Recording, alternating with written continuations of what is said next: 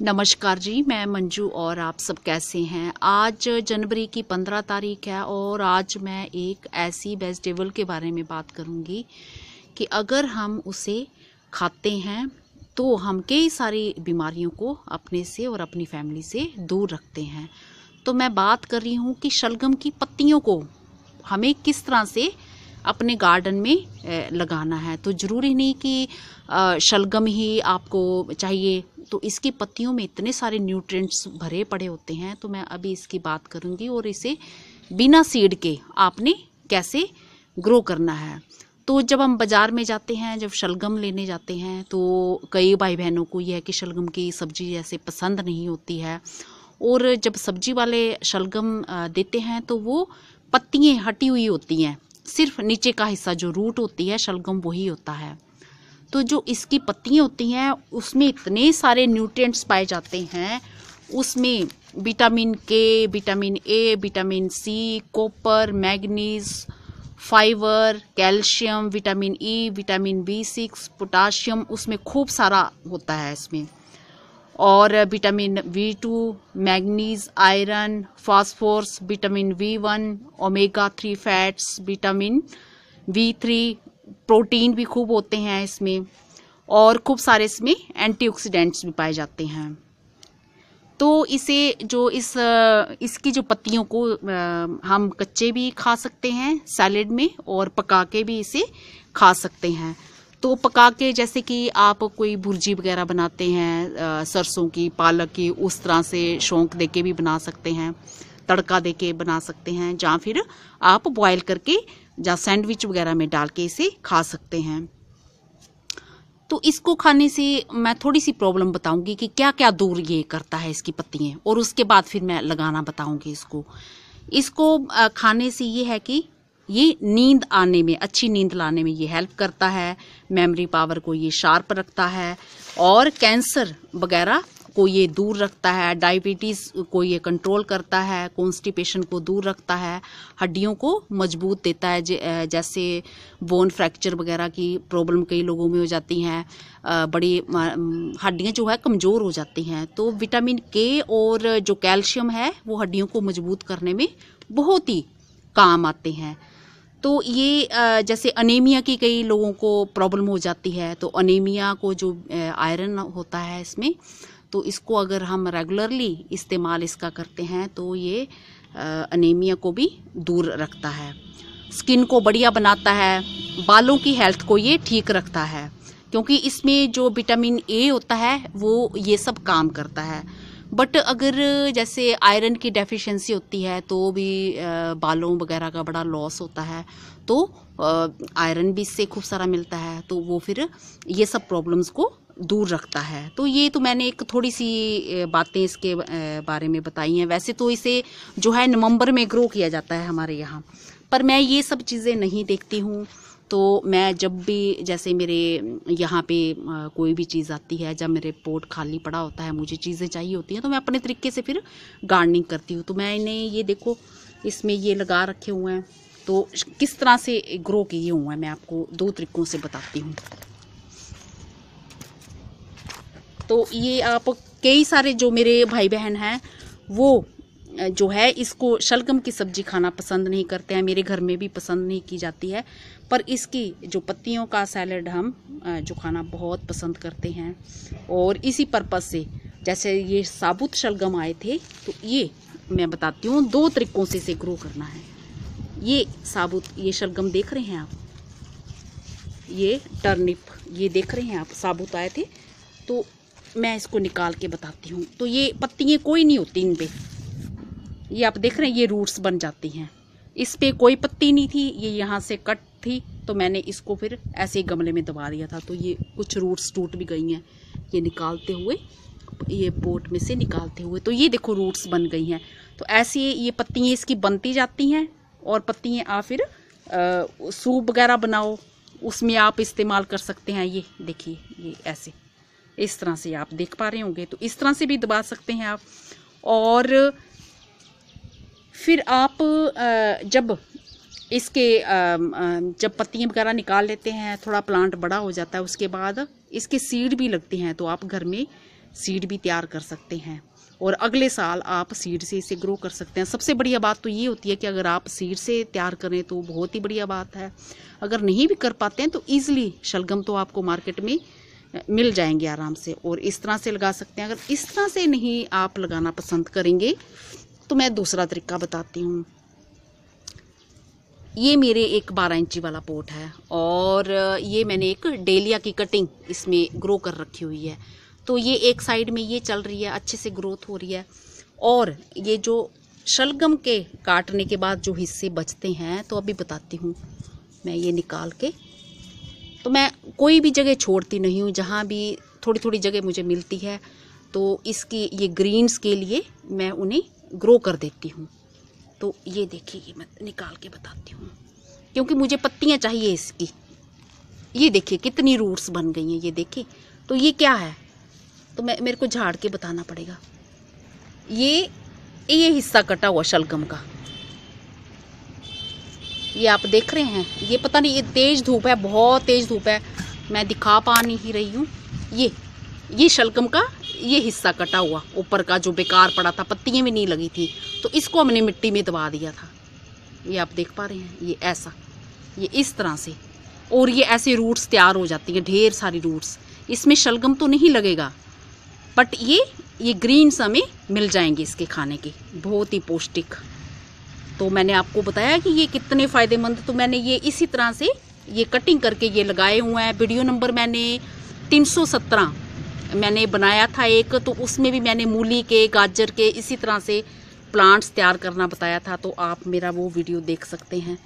तो इस तरह से ये ऐसे, तो किसी भी गमले में जैसे नॉर्मल मिट्टी होती है, कंपोस्ट वगैरह मिली हुई और गोबर की खाद अच्छी मिली हुई मिट्टी, और थोड़ी सी अगर ड्रेनेज सिस्टम अच्छा होना चाहिए उस मिट्टी में, बुरबुरी जैसी मिट्टी हो तो आप लगा दो, तो ये बहुत अच्छे से चलते हैं, ये हरे भरे।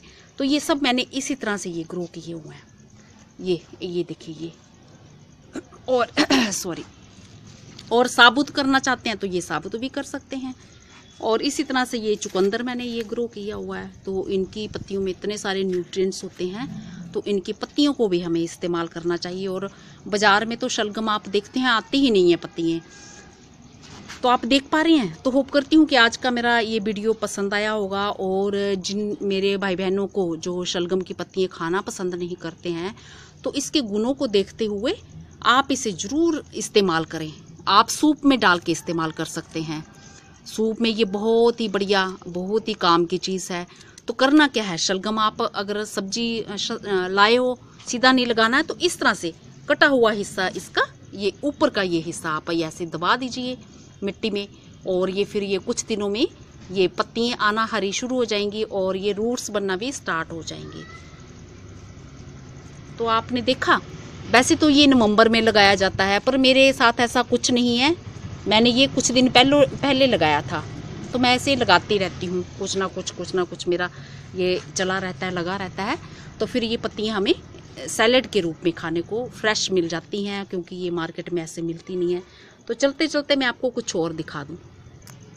ये मेरे गार्डन में देख रहे हैं आप, कली खिली है, अभी पूरी खिली नहीं है। इतना बड़ा फूल गुलाब का, ये अभी बड थोड़ी सी खिली है, तो ये देखो बहुत ही बड़ा, ये आप देख पा रहे हैं, इतना सुंदर। और जब खिलेगा तो कितना बड़े साइज का ये फूल होगा, ये आप देख पा रहे हैं।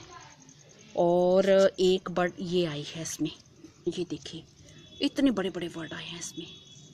और एक ये आई है इसमें, और ये इतना इतने बड़े साइज का फूल अभी तो खिलना स्टार्ट हुआ है, हल्का सा खिला है ये आप देख पा रहे हैं, बहुत ही खूबसूरत।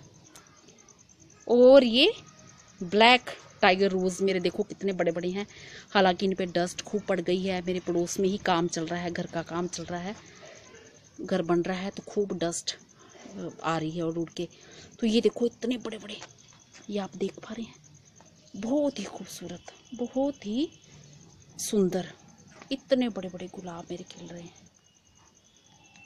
ये देखिए ये कितने सुंदर, बहुत ही खूबसूरत लग रहे हैं, इतने अच्छे, इतने प्यारे लग रहे हैं।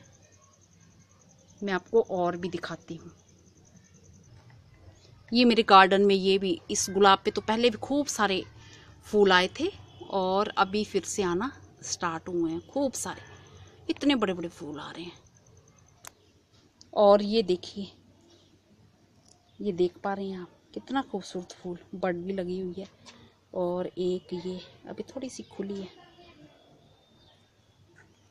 बहुत ही खूबसूरत। तो होप करती हूँ मेरा आज का वीडियो मेरे भाई बहनों को पसंद आया होगा। और अगर आप अभी नहीं लगाना चाहते तो चलो, आपको जानकारी तो इस प्लांट के बारे में मिल ही गई कि इसकी पत्तियां जो है कितनी फ़ायदेमंद होती हैं, इन्हें ज़रूर खाना चाहिए। और फिर आप नेक्स्ट टाइम लगा सकते हैं। वैसे मैं तो कभी भी, जब भी मेरा मन होता है, मैं लगा देती हूँ। तो मैं आपको अभी कुछ और दिखाती, जैसे मैं ये वेजिटेबल छोटे छोटे, ये छोटी सी ये डस्टबिन थी, ख़राब पड़ी थी थोड़ी, तो इसमें देखो कितने अच्छे से, ये कितने अच्छे से चल रहे हैं। और ये टमाटर, ये छोटा सा डिब्बा है, तो कितने अच्छे से ये टमाटर का प्लांट चल रहा है। और ये मूली का, तो ये मूली की पत्तियाँ, ज़रूरी नहीं कि आपको मूली ही खानी है, मूली की पत्तियाँ आप बहुत ही पौष्टिक होती हैं, ये खा सकते हैं। और ये टमाटर, और तो और ये देखो, एक पाउडर का डिब्बा है, ये पाउडर का ये डिब्बा, ये भी नहीं मैं जाने देती हूँ। और इसमें भी मैंने टमाटर को ग्रो किया है, ये देख पा रहे हैं। और इसमें फूल आना भी ये स्टार्ट हो गया है, ये देखिए, इसमें ये देख पा रहे हैं, ये फूल आना भी ये स्टार्ट हो गया है। तो मैं करती रहती हूँ, मैं ये नहीं सोचती कि इस टाइम ये वेजिटेबल नहीं लगेगी या वो नहीं लगेगी। और मूली, ये देखो पर्पल कलर वाली मूली ये आ रही है इसमें, कि ये वेजिटेबल नहीं लगेगी, हमें नहीं ग्रो करनी चाहिए, तो मैं करती रहती हूँ। और क्योंकि टमाटर के जो सीड हैं वो हमें ईजिली घर में, जो टमाटर काटो और डाल दो। तो मैं अभी कुछ और दिखाती हूँ। ये जैसे मैंने 1 तारीख को ये इसके टमाटर काट के ये डाल दिया था, ये छिलका भी अभी आपको ये दिख रहा होगा। तो ये देखो उगाए हैं टमाटर के, देखा आपने। तो वैसे ही कहा जाता है कि जनवरी में कम सब्जी लगती है, बड़े ठंड से, तो कुछ कुछ ये सीड ये निकल रहे हैं, ये बीज अभी ये निकल रहे हैं। तो मैं ऐसे ही लगा देती हूँ कि जब कोई गमला मेरे खाली होगा या मिट्टी पड़ी होगी तो मैं उसमें कोई भी पौधा ग्रो कर सकती हूँ। और कुछ एक ये मैंने किए हुए हैं। और मैंने ये वही टैंकी है जिसमें मेरे नीचे उधर ये इसमें खाद बन रही है, कंपोस्ट तैयार हो रही है। और ऊपर मैंने इसके वेस्ट मटेरियल में पहले मूली लगाई थी, अब मूलियाँ पूरी हो गई, अब मैंने इस पर ये देखो फूल गोभी लगा दी है, ये इतनी बड़ी हो गई है, ये देख पा रहे हैं आप। ये इसी टैंकी में मूली भी चल रही है और नीचे कंपोस्ट तैयार हो रही है। और मैंने थोड़ी सी ये डाल दिया, भी फर्स्ट को डाला तो ये निकल आते हैं। तो मैं ये नहीं सोचती हूँ कि अभी इस टाइम होगा नहीं होगा, कोहरा ज़्यादा पड़ रहा है तो क्या करना चाहिए। तो सुबह कोहरा पड़ता है पर दिन में तेज़ धूप भी निकलती है और गर्मी जैसा मौसम अभी आज लग रहा है। इसी तरह से एक पॉट में मैंने ये देसी टमाटर भी ग्रो किए हैं, ये कुछ बड़े हैं और इनमें ये टमाटर लगना स्टार्ट हो गए हैं, ये देखा आपने, ये टमाटर लगना इन पे ये स्टार्ट हो चुके हैं। और कुछ ये छोटे साइज़ के हैं, ये इस तरह से ये। तो सब तरह से मैं वेजिटेबल लगाती रहती हूँ। और ये चिड़ियों से बचाने के लिए पौधों को मैंने ऐसे ढक रखा हुआ है। तो चलते चलते कुछ और भी बता, ये मेरे गार्डन में जो मैंने सीड से डेलिया ग्रो किया हुआ, तो देखो कितना सुंदर कलर आया है, पता नहीं दिखा पा रही होंगी कि नहीं।